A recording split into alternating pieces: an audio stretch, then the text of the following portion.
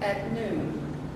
Come in today from Sulzer Regional Library in the Lincoln Square neighborhood. It's been restored. It's just a wonderful area to visit. When you come down here, make it an all-day trip. And the Sulzer Regional Library is a gem. You have to come in and visit and see what they have to offer. Michael Warr started out in poetry here in Chicago. Well, I started when I was a child in San Francisco, but I've matured into a poet here in Chicago, definitely. Absolutely. We worked together 25 years ago. There was a vibrant arts movement in Lincoln Park at that time. And everything was going on. Slams, in the saloons, bars, and in the streets, poets and artists were everywhere. And right now, there's another resurgence happening. And it's a global resurgence. Because it wasn't as global, it was more local in Wicker Park. And Michael, who's living in San Francisco, came in to do this for us, to give us a reading. He's from Baton Rouge. Till I was 3. Okay. And then off to San Francisco. And then off to San Francisco, and back to Chicago. And he is a recipient of the Gwendolyn Brooks Award and the Oakland Pen Award. And I don't really understand that award. Could you describe that award for me? Let's get it for us. Sure. Well, first I want to say that the full name of the Gwendolyn Brooks Award is the Gwendolyn Brooks Significant Illinois Poets Award. I actually saw Gwendolyn once when someone was being introduced, a very famous poet, and they made the mistake of mentioning all their awards except that one. She made it a point to say it in front of 300 people. The first award that you got was the Gwendolyn Brooks Significant Illinois Poets Award. Why don't you mention it? And so I don't think I would ever not mention that award, but ever since then I always make it a point that the Gwendolyn Brooks Significant Illinois Poets Award, first award that I won. For this book, The Armageddon of Funk, which came out at the end of 2011, I was fortunate at the beginning of 2012 to win the Black Caucus of the American Library Association Award. And then at the end of the year, the Penn Oakland Josephine Miles Excellence in Literature Award. So the thing is that this is one of the Penn affiliates from around the world. I had no idea how significant that is. Basically started by Ismail Reed. Young is one of just a number of poets who actually influenced me. And the New York Times wrote about the Penn Oakland Award that it's the kind of the voice of the working class literary authors. And when you kind of put it in comparison to all the other awards, it's kind of known. They kind of build themselves as sometimes honoring writers that might get lost, that they feel deserve. So they bring them up to the consciousness of the reading public. Could you let all of us know about the Penn Award? Because I'm really not that well informed. Well, the Penn is an international organization, and it's one of the most respected writers organizations in the world. And I know that they have chapters throughout the country, and so they have a national book award, but they also have these awards that are centered in specific cities around the country. That's terrific. It's an honor. It's truly an honor. And it's an honor that Michael Warr was able to come in to Chicago and fit us in with his reading schedule, because he has a number of readings that he was doing for Lit Week here in Chicago, including, Brooks Day, which was down at the Cultural Center. That's actually what the reason I came in initially was for Brooks Day, which was a marathon reading in honor of my first poetic mentor, Gwendolyn Brooks, and that took place last Friday at the Cultural Center from 7 in the morning, from 9 in the morning till 7 in the evening, and it was really, really phenomenal, something that they plan to continue doing. So that's what got me to come back home. I came in towards the very end, And let me tell you, stamina, I mean, it was a marathon, and there was a panel, and they kept changing the panel, but they went through the Gwendolyn Brooks, whole, not the whole thing, but quite a bit of Quite a it. bit of it, yeah. I read the poem, The Mecca, along with 5 other writers, including Rosalind Brown, Nora Brooks Blakely, Gwendolyn Brooks' daughter, was reading in that, Avery Young, Renako Jockey. And so it was a quite an event, and that just took place throughout the day. But let me be clear, that was a panel that kept shifting. Yes, it is. So as Michael and that panel read, they would then leave and a new panel. Right. So you could spend your whole day there, your whole day immersed in poetry. We were actually followed by Angela Jackson and Mark Turcott, so that was, it was just, make sure you go next year if you didn't go this year. Absolutely. Now, I don't want to take time away from the star, Michael Warr. He will be reading for us. And stay with us because we do have an open mic, and I'll be announcing the open mic readers. And this is the way Saloon Poetry, which is, by the way, a book, Stray Bullets, a celebration of Chicago Saloon Poetry. This is the way Saloon Poetry is going to bring new poets on board into reading poetry, performing poetry in the arts, and the open mic is the way we're going to do it, to bring people towards us. So, Well, thank you for doing this. I really appreciate it. It's good to be back in Chicago. it's good to see. Hello, everyone. Hi. Good to see your faces out there.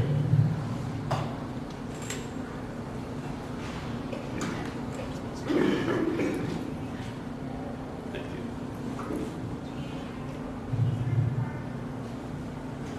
So, hello, everyone. I'm assuming everyone can hear me.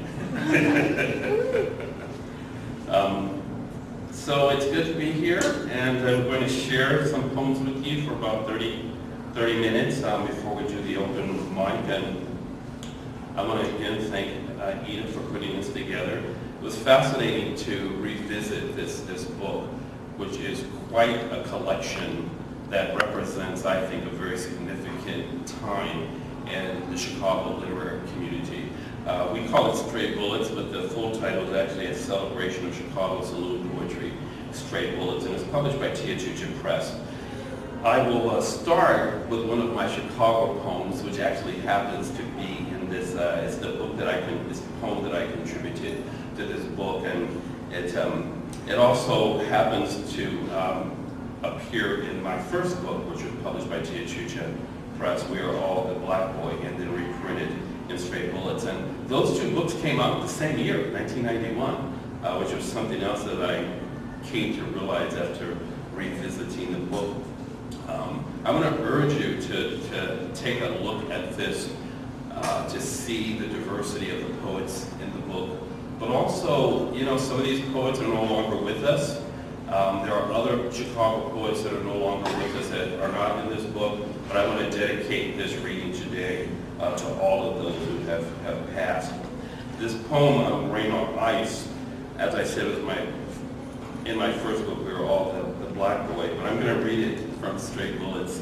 And Teotihuacan published all 3 of the books that I have to date, and they've all been graced with the cover art, has always been from Tony Fitzpatrick, Chicago's great visual artist. And Stray Bullets also has a piece on the cover from Tony Fitzpatrick. The first book, We're All the Black Boy, this cover, actually, I gave Tony the original manuscript before the book was published. And he based this piece of art on the first 8 poems of the original manuscript.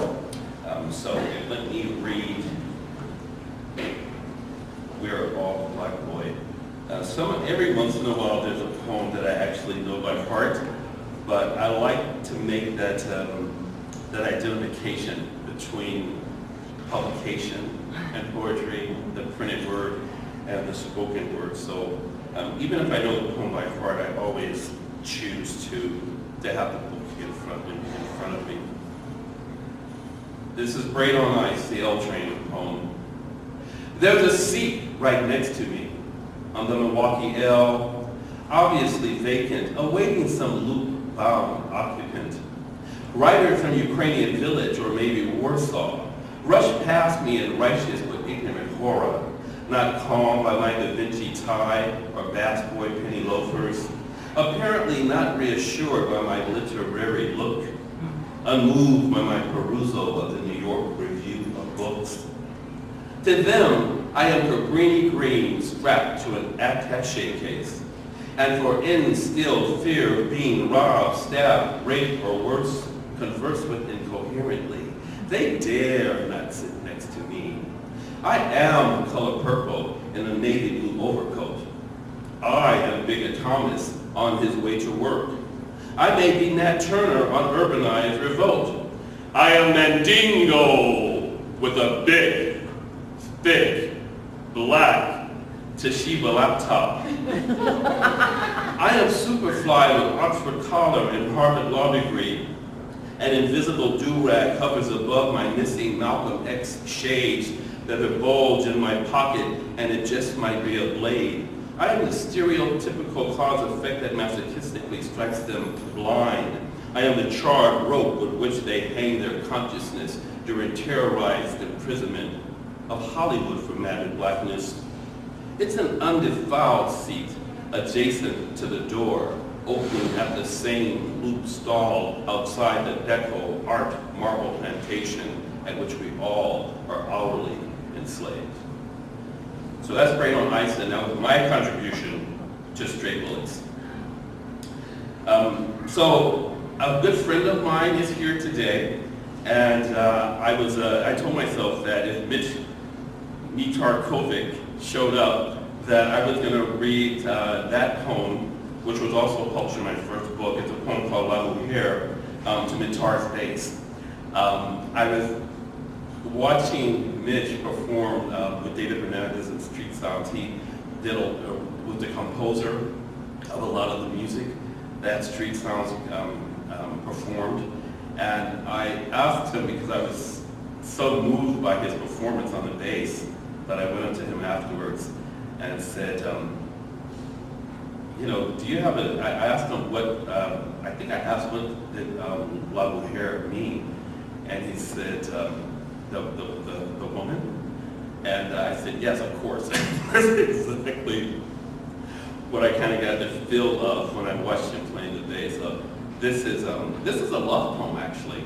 It's called La Mujer to Mitar's bass. He plays her and paints a fresco of abstract improvisation. On this Sabbath evening, he is merengue with a Senegalese mouth. Her neck slopes like gazelles on the savannah or Somalia's Iman. Fingers push and pull her griot-possessed strings. The basses behind her manipulate frequencies in the nightclub's nicotine atmosphere as dark as a Messiah's feet. Her hips removed from a deity of fertility off the Ivory Coast. A shellacked, brown, round stomach, hard as a baobab tree. Mouth wide open a la Bessie Smith, frying in fat-back blues, served with guttural sounds on a Baroque bow. He wails because she wails because the basement makes her tense. He moans as she orchestrates his mojo hands.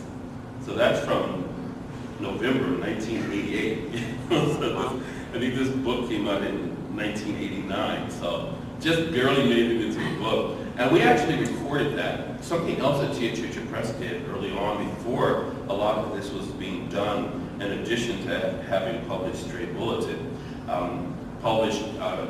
produced a CD called A Snake in the Heart, also with a great cover from Tony Fitzpatrick. I actually think that the piece is a snake in the heart, and so we performed that piece on there. So it's available on the internet, and I think it's available through Chiachucha Press and also Northwestern University Press, which is the distributor of Chiachucha Press.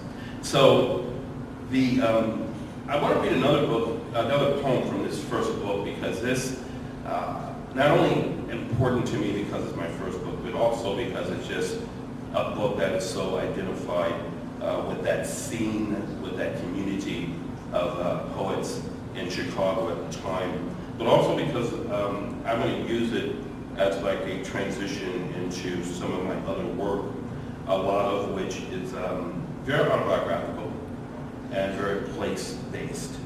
So this piece is from a story that my mother told me, but also kind of representative of my early life and upbringing. It's called Why Couldn't I Be Born a Baptist?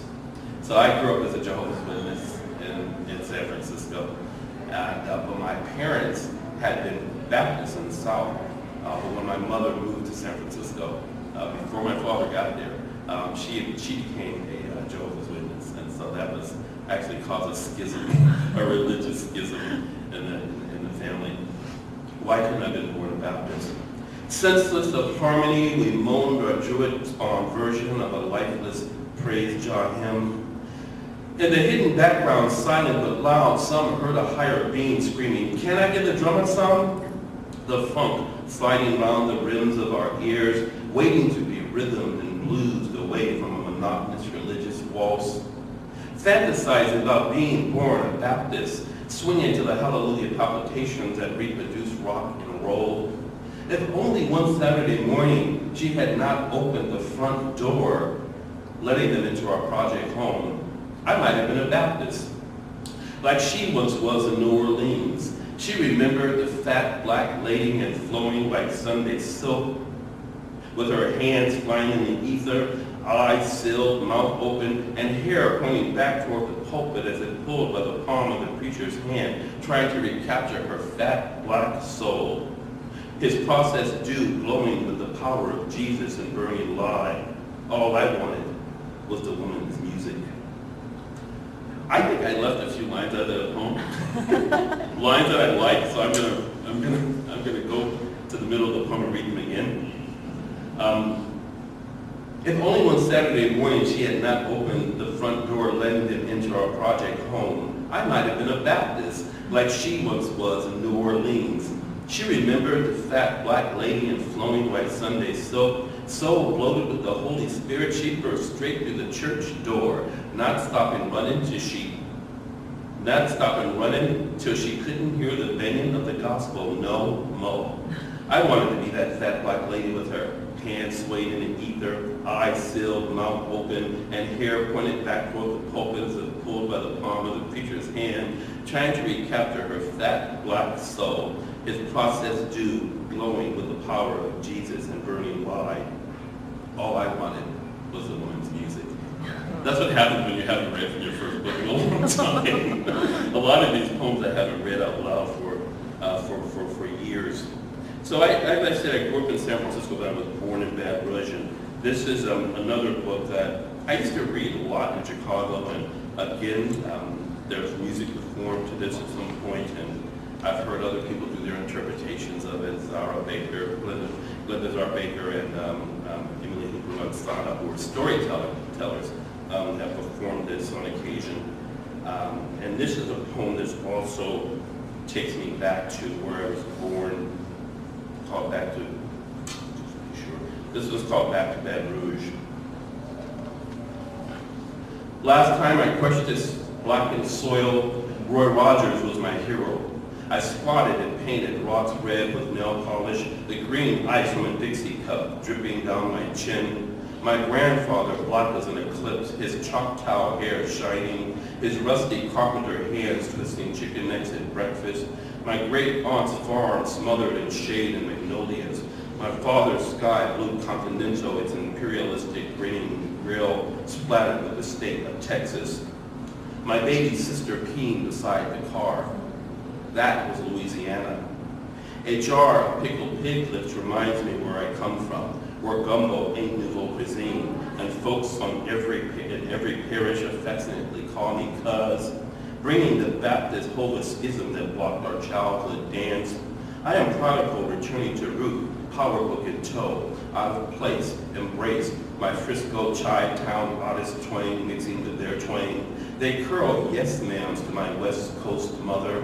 Our lips won't form the sound. The Louisiana in us too far gone. Uncle Alton, I'd seen since 7, asked, is poetry making money? They say this is a Creole thing. It doesn't matter. I envy my uncle's name. I covet all their names. Names worthy of fat novels. My father, Alcide. My mother, Gaynell. My Willie Mae and Bessie aunts. Our roots so thick and gritzy. Our names circumcised. Our assimilation so invisible. Only the leaves and elwoods thrust between them cling to the southern soil. I am of this land yet lost. An immigrant in old country. Only the gumbo feels like home. So that got a little bit of, the southern flavor growing up. One of the great things is whenever I would go back to San Francisco to visit from Chicago, my mother and my grandmother would have gumbo competitions. So I always got the best of that deal, right? Comparing gumbo from different generations. And reading Stray Bullets, I also came across another thing. I guess I could say I was reminded of this, that there's a poem in there by C.J. Leonti, the piece he contributed called Scars. And I have a piece with the same title in my latest book. And I just kind of made that connection today. Of course, they're about totally different things, but I want to, this is a poem I seldom if ever read. But again, because of that Stray Bullets connection, at least to the titles, I'm going to share this with you today. Scars, 1. David cheats the would-be assassin aiming at his heart. Inevitably, he parades the spoils of his triumphant crusades. Flags sway unflurred atop his captured chest. The fleshy, heroic photography of uncharted excavation. I see a twisted type of metal carved across the naked terrain of this people's poet's laureate. I feel the lifeline ripped from his calf and spliced onto enormous corazon as its liquid hearts course through my pulsing rivers. I caress the scars of my mentor. 2. Colonel Girma arrived armed with everything but immortality. I never asked how or when or from where he was marred. The map sculpted on his gladiator jaw led to the unexpected. Taxis shared with ghosts, a stark interrogation cell, dim covert rooms of the revolution's most wanted, the blackest of black rose petal goddesses waiting for him at home, and seaside war fronts matted in the horrid waste. 3. Christina bore the rapist's crude signature across the rim of her lip, slipped first to terrorize, then paralyze, and finally to forever remind. Even freedom fighters feel torment slashing beneath their stoic surface. She was not the same, and yet the same. She still spoke through fuchsia petals in my boyish eyes. She could not be silenced by any knife. Not knowing how or where to look or what to do or say, possessing no incantations other than fledgling poetry, I wrote, "Your scars make you who you are." 4. Karen carries a diagram of our childhood scraped onto her adolescent ankle.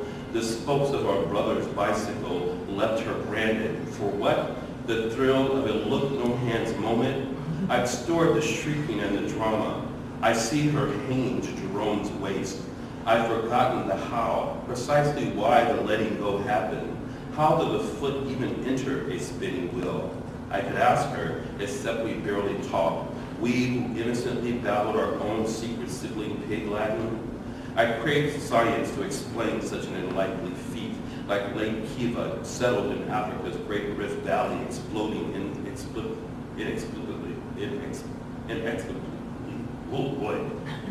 exploding in a way that you can't understand. How did it happen, the foot affair? What was the foot-to-gear ratio, the objective conditions, the Hegelian nodal line? A foot minuscule enough to fit, a will massive enough to mangle, a modicum of distraction from the sibling sideline. I shiver at the memory and search for the right moment to ask. So, as I said, a lot of these poems, they are kind of rooted to different places, and that particular poem, Scars, is a poem that actually, connects the three different places that had the most critical and heaviest impact on me personally, but also as a writer. So that first stanza is really about David Hernandez, and when he had his, quadruple bypass surgery, and I never forget when I saw him after the surgery, he showed me, kind of proudly the scar on his chest. And David was definitely a mentor to me. And then the second one, it takes place in Addis Ababa, Ethiopia, where Colonel Girma, that was another kind of profound influence on me, being there, arriving in Africa at the age of 22 years old, in a situation where there were wars taking place throughout the country, where there was revolution taking place, where people were being killed, assassinated, massacred, imprisoned, and simultaneously people fighting for freedom, to be there at that age. And this Colonel Girma, who actually was, I think, one of the first Ethiopians that I met there, he had literally had a scar, just down most of the side of his face. Even though that poem is not necessarily about physical scars, but all types of scars. And then the final stanza is about San Francisco. So San Francisco, Chicago, and Africa, they all kind of come together in that piece. So for this, the remaining poems that I'm going to read, they again have this connection to a place, to a time. The poem is either rooted in a specific city or was written in that specific city. Sometimes I take a long time to write about something that's happened in my life. And so some of the poems that were written about my growing up in San Francisco, I actually wrote in Chicago. So they're kind of a quasi-hybrid poem from two different places in that sense.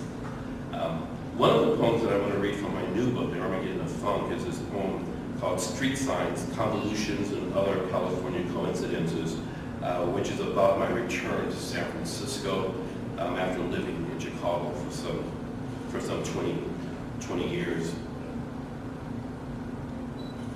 And when I wrote this, I was living on Logan Boulevard. So some of the streets that are named in here are from that location. Street signs, convolutions, and other California coincidences. 1. Somehow, the bus driver drove his mammoth rush hour machinery into my father's head, dropping him to the Market Street asphalt dazed but not yet dead. His high yellow body sprawled momentarily, his mind stuck at work, keen cells into the old school register on Levin's Auto Supply's thick glass counter. 2. On a Chicago boulevard, lined in conspiring trees, the street signs that surround us sing, California, Sacramento, Richmond, and Francisco. A sturdy, sunburned gray man cutting the rowdy grass outside the corner church says he too is called Francisco. I say it is also the name of my wife's late brother. 3. In the Volvo on the way to Zion, Illinois, we wear out Jose Feliciano's song, He is not the only Californian streaming. 4. In Patricia's mind, Livingston is Shangri-La, 20 minutes outside Modesto, California. She picks grapes sweet with sunshine from a meandering bush enveloping a neighbor's mailbox. Another neighbor from India brings a basket of blue chicken eggs and remembers the buckets of tangerines her father Rufino handed him over a fence he built himself. 5. 20 years after the crippled smile froze to the left side of my father's stroke-shaped face, I unknowingly arrived where Levin's once stood, an illustrious temple of cultural philanthropy, where spark plugs, tailpipes, and distributor caps once hung from the walls. Creativity is prominently displayed, shuffled, rejected, sustained, and I sell art where my father sold auto parts. Wow. This next piece is also a Chicago poem. It's called Hallucinating at the Velvet Lounge. I don't know how many of you are familiar with the Velvet Lounge, but it was like a major jazz venue in Chicago for many, many years. It was voted as one of the top 50 jazz venues in the world. It's no longer with us physically as a space, as a venue, but it had a profound impact on Chicago and many people in Chicago across the creative community and across audiences. And so in that sense, it's still very, very much with us. And this actually came out of there was a series of poetry and music at the Velvet Lounge, and I was one of the artists that was invited to perform with Malachi Thompson, a great trumpet player. But another one of the artists that was involved with a local artist, musician, performer, poet, artist, Marvin Tate. And I was watching Marvin Tate performing with Malachi Thompson, and that's where this piece came from, because I was just kind of floating in that room while they were performing. Hallucinating at the Velvet Lounge to Malachi Thompson, Chicago, April 25th, 2004. When Malachi blew his horn, I dreamed of cornbread, yellow mounds with burnt edges on the velvet's culinary altar. His sharp cut ribs morphed into squares of cornbread islands, floating in streams of warm butter. Clinging to the ribs of my memory, speaking in trumpet tongues of passages and uprisings, ancient pain and good time jiving, sacred beats and blues timing, drive by crime and signifying, an opiate inside of oppression, a cratered chunk of bacon-infused sweet potato, chicken smothered, maple pecan, custard-filled, smackling, crackling, jalapeno-inflamed cornbread. The crate of the slaves now sold at Whole Foods in this jazz-drenched town built of golden bricks and smokestacks, billowing fumes of corn on the cob and catfish, my mind lost in music and metaphysics, reminiscing the Sunday manna served beside my mother's succotash.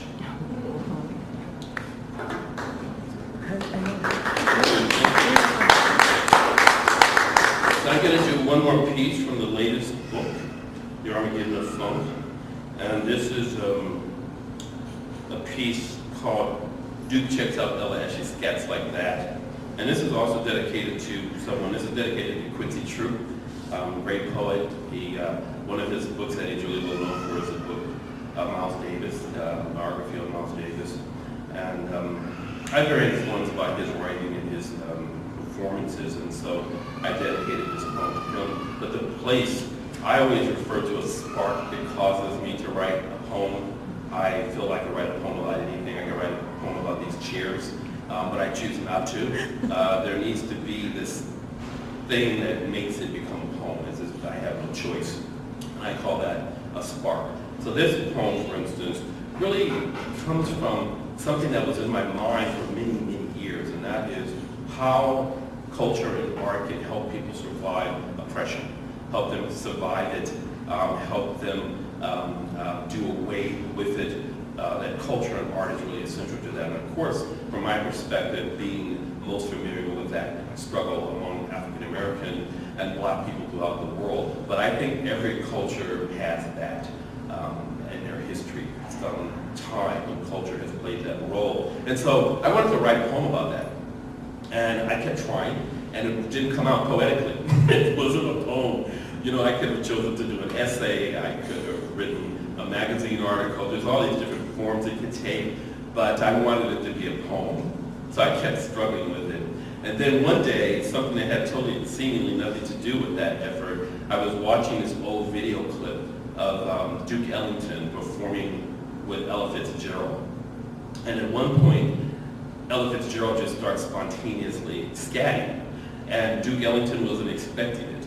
And so you see this kind of look of amazement on Duke Ellington's face. And for me, that was the moment, that idea, that kind of abstract, intellectual, historically, infused idea became a poem as opposed to an essay or something else. So Duke checks out Ella as she scats like that.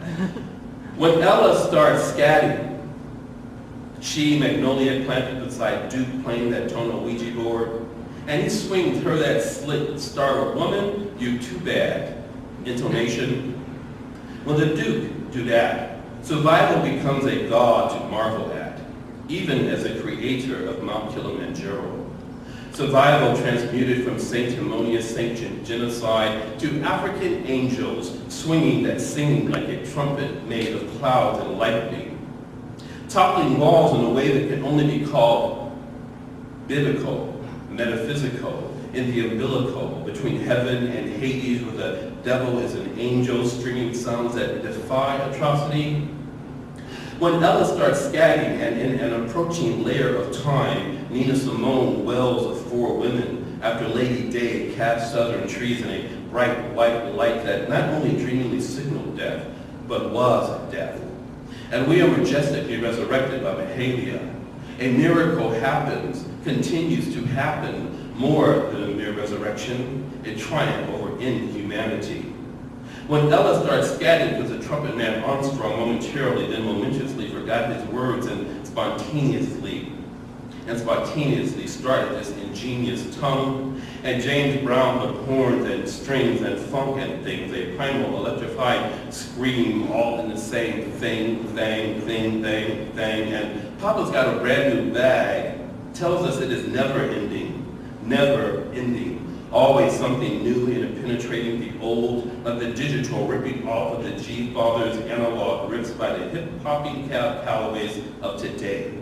A ghettoized tribute to his funkinosity, to global tenacity, to the Yoruba way that lives in every beat and beat created by our creators when Ella scats like that. Thank you.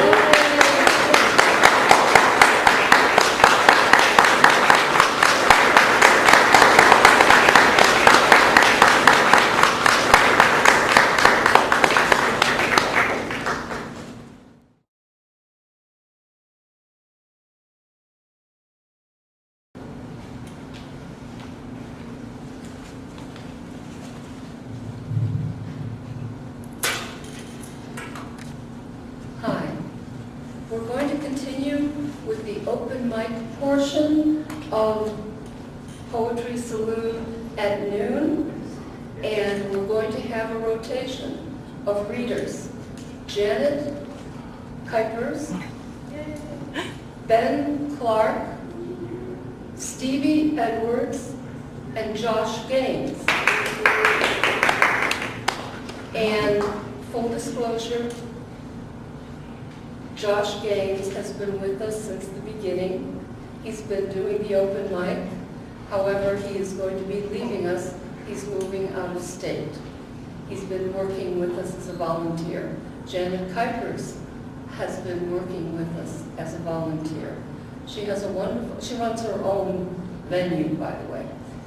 She wants to do a poem called White Knuckles. And it was a difficult decision for me to agree to this because it was very emotional for me. And it's a very moving piece, and I know she will deliver it beautifully. It's very, very touching. Janet Kuipers.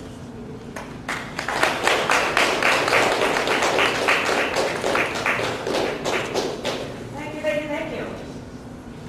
I have no idea if everything is appropriately, but hi, and I won't even use the stand.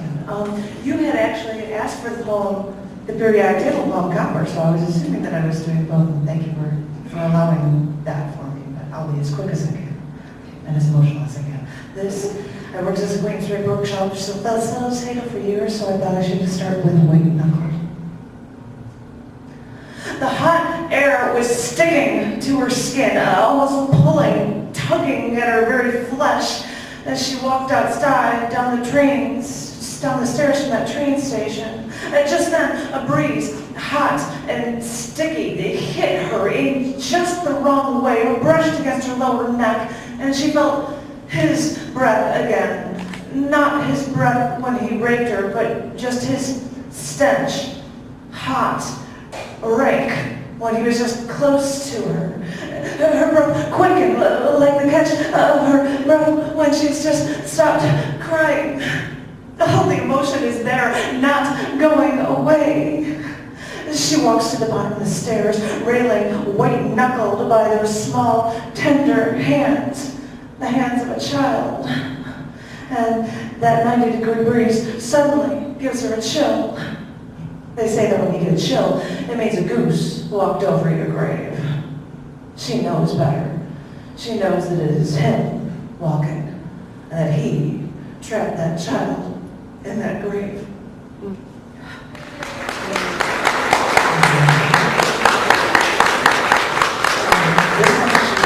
I do periodic table poems now, so this is from called Copper.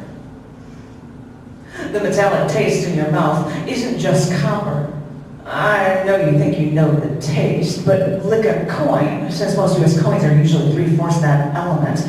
But that taste you get usually is from your blood. Metal elements like copper, iron, those are the elements coursing through your bloodstream. They usually give you that copper taste in your mouth. Learn the difference. It's funny, you think copper, since it's the basically copper age, where it's existed over 10,000 years ago in the Middle East and Asia and also Africa, the element is so commonly used on Earth in construction, conducting both heat and electronics and electricity. Do you feel any of that heat after that electric charge? Do you feel it in the construct of your body with that copper taste in your mouth now? I mean, copper is a trace element in plants and animals, and even the human body contains 1 milligram of copper per pound.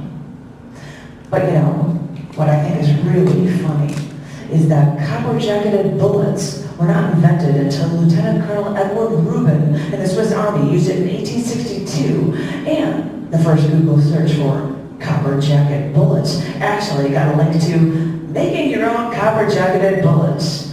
Because you see, even though there's copper in blood, I made my own copper-jacketed bullets so that nobody could trace the bullet just shot through your mouth that is now lodged precariously close to the base of your skull. Actually, it's really funny if you think about it, tasting copper in your mouth.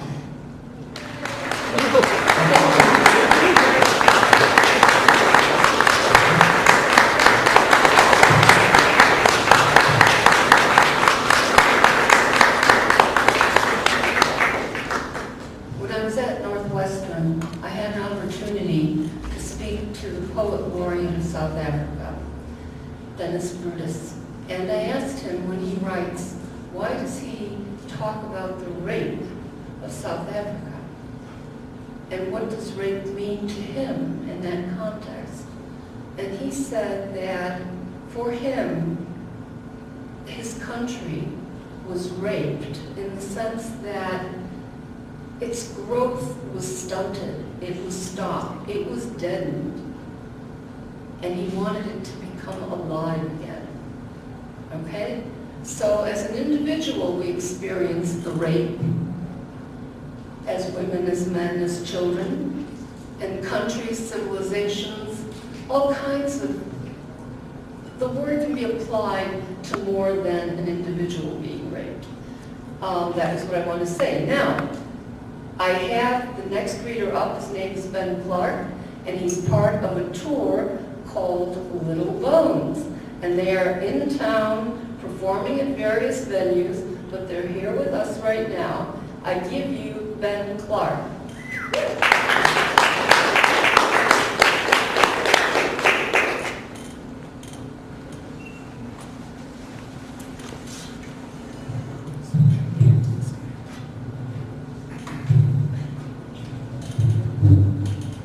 Thanks, everybody. I'm going to read 2 little things for you. Both of these were co-written with my close friend Colin Lynette. They haven't gone anywhere, or if they have, we built all kinds of forts. High-up forts in trees in the hayloft above the chicken coop. Low-down forts in tipped-over pig feeders, the smooth belly of the rusted-out refrigerator Dad left behind the garage. We hid in a hole sealed off with 6-foot-tall weeds after an entire day of digging. But you always found us. It was easy, I guess. Disappointing, too, probably. You never said much when you found us, just, gotcha. We used to squeal or punch our knuckles bloody on the walls of our failed forts. We used to run and try to make you chase us, always looking back. But we stopped doing that. We learned a thing or two about hiding. The last fort was the best. We just walked until we were apple trees, dropping stones into the holes that kept appearing out of nowhere. This one's called Monopoly. We decide to play Monopoly, and the game goes on for hours. We amass incalculable amounts from pass and go. We cover the windows in duct tape and plastic and stuff towels beneath the doors. Our air is our air. We turn off all the lights. No one is winning. We have a wealth of hotel property and pass large sums back and forth. You're warm, a loose diamond of sweat at your back, dark patches in your armpits. You're losing, you announce, and you slip me a $500 bill under the table. We play all night trading money. We play for days, for weeks, for years. We're much older when I suddenly realize you've taken off your shirt. You're slick with sweat and extremely attractive. You smile, you roll the dice. The air is stale and oppressive and the noise from outside is terrifying. We hear vaguely the gnashing of teeth, something like hail, something like fire. We're old, we're wedded to our chairs, a beach of skin at our feet. My briefs are nothing but a batch of dust. My nails are golden canoes. When I get sick, you lean me back in my chair and you begin to roll for me. I feel like I'm watching from somewhere else in the room, pressed against the plastic. You collapse onto the table and my chest tightens with anxiety for the composure of the board. We've made it so far. I lift my frail hands to call it. Thanks, everybody.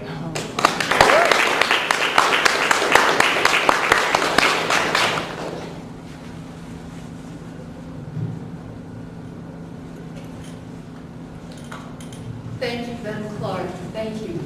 Our next reader is Stevie Edwards. She is also part of the Little Bones tour. Welcome.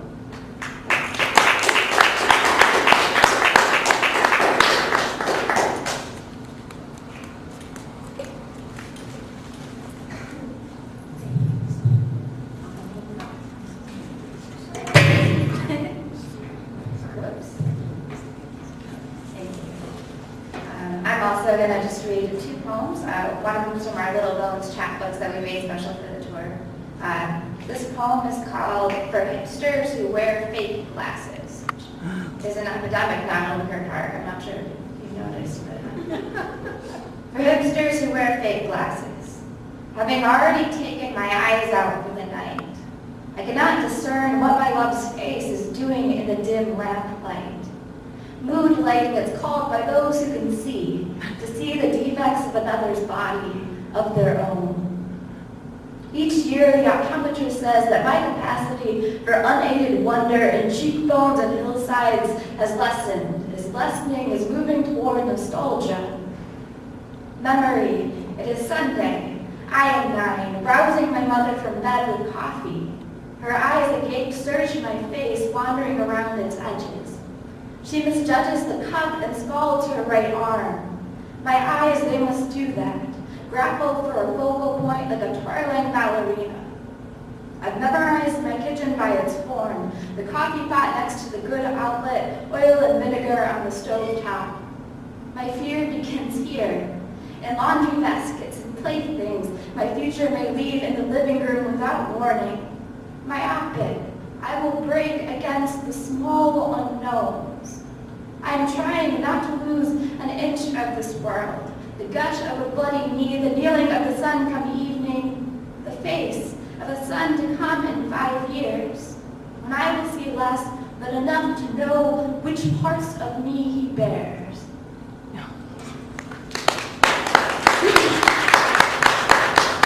And then I thought I'd read this poem. It where the title for my first book, Good Grief, comes from. This is What I Mean by Ruin Is. When there's only condiments left in the fridge, and you join a free online dating service so men will buy you dinner.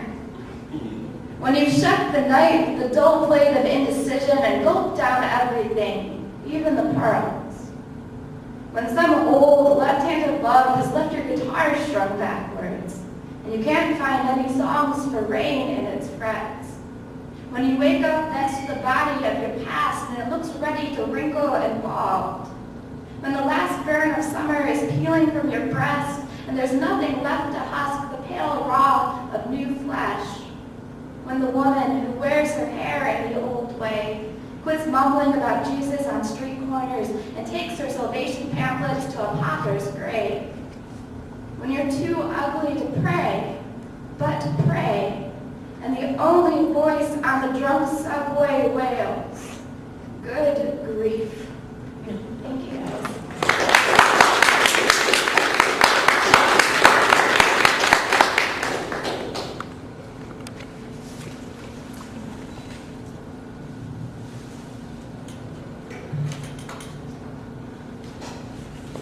And now, I give you my friend and poet, Josh Gaines, who also has run the open mic so excellently. And we're sorry that he's moving out of state. Josh Gaines.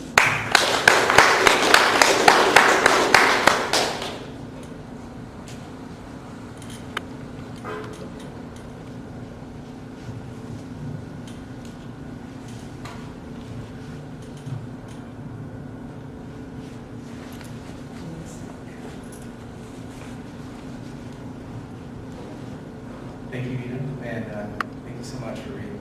You got me thinking about some of these Southern poems, which we have a couple in our little bones books here. And we just came off of this couple-week tour, and it's been awesome, and it's great to be back here in Chicago. So this is called Apalachicola Sunset. Sunsets, but not heat. The night's dewy creep like wet silk clings to our skin. Mosquitoes hover halos, south summer patient. We know how to kill. They still leave their marks in the nights.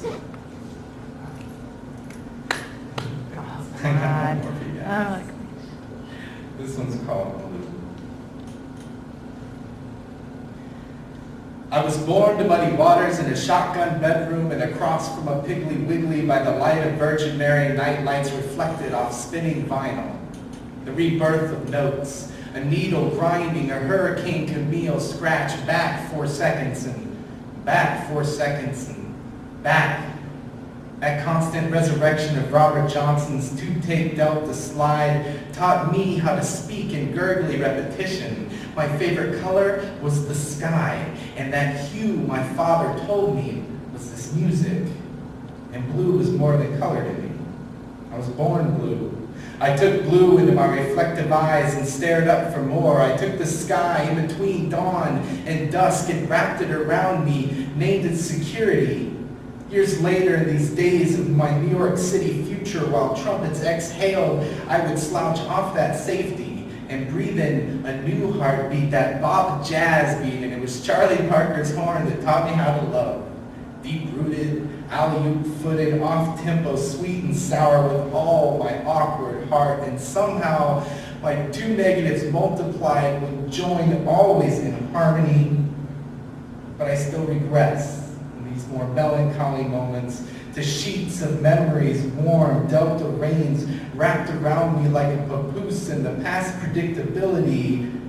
Some remember the first time they felt a pet die, or saw their father's eyes cry, or fell through powder snow drifts, or watched Santa's beard shift. But me, I remember the first time I saw Lucille, and I knew if I could touch her thumb-hummed strings, I could run my fingers' memories down those steady frets like a time machine, back to that blind time where I started all ears and determined fists and more selectively pluck out like a prayer the B-flat wave of my future, navigating through smoke-dive calamity, the constant clink of bar bottles and ice mix, the bass drone of the muttering multitudes, smoketitudes, while in public solitude, I wrap myself like a 2/4 time lover in the skipping record conversation cover comfort of the color of the sky, and live like the slow pace, the warm place, and the space of blue. Thank you.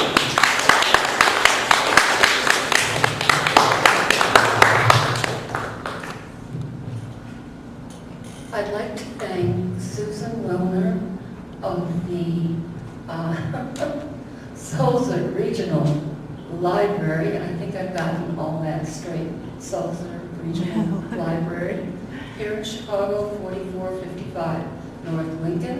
I'd like to thank Chris, who set up the audio in the room and the lighting. I'd like to thank Max from WBEZ, National Public Radio, for recording, and I'd like to thank Janet for recording. I'd like to thank the audience and the wonderful poets, and I hope you will join us at further events. We are at various libraries around the city. We have one event a month, and WBEZ is hoping that we will have 2 a month. So we are looking for volunteers, and we are looking for poets, and we are looking for audience. And we love all of you. Thank you. Thank you. Thank you.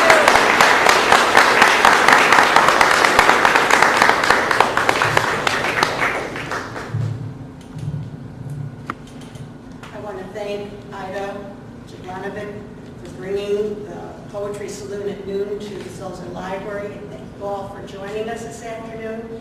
We hope that you'll bring the program back to us again and keep on writing and loving poetry. And we ask that you join Michael at the table over here. Some of his books will be available for signing. And you can all chat it up a little bit. We still have the room for a little bit longer. So thank you. Thank you. Thank you.